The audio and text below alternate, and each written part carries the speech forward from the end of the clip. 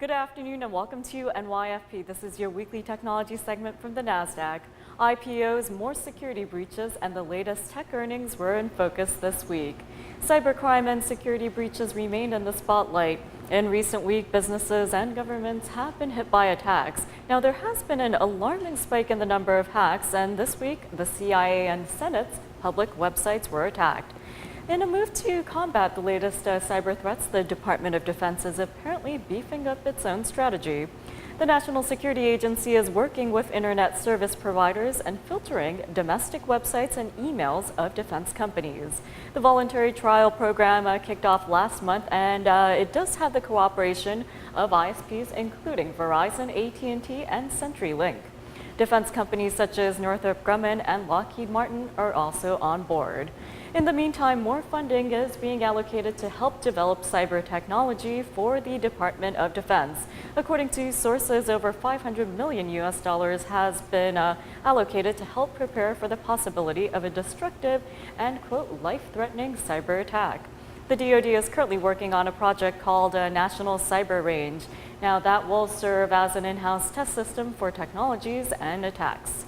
While defensive measures taken by businesses and governments may bring a temporary sense of security, some scammers are now turning to a low-tech method of targeting potential victims. IT phone support scams are on the rise, and according to Microsoft, criminals pretending to be security experts call consumers and offer free checkups for PCs.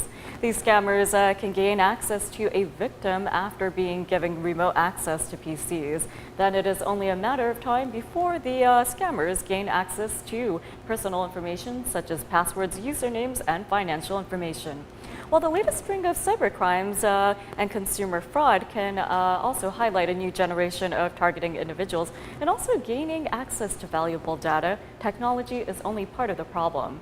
Now, high-tech users need to remain vigilant about monitoring their online activity as well as their public information that is posted on social media websites. Consumers can also keep an eye on online accounts for everything, including banking, medical, bills, and e-commerce statements. Now, routine password changes can also be another way to boost online security. And last but not least, it is still the beginning of summer, but retailers are already looking forward to the autumn. The fall means students will head back into classrooms, and some consumers could spend more on supplies. Now, Apple's back-to-school offer this year is not as exciting or alluring as in years past.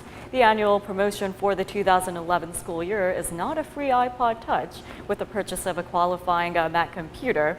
And between the dates of June 16th as well as September 20th, college students can get a $100 iTunes gift card.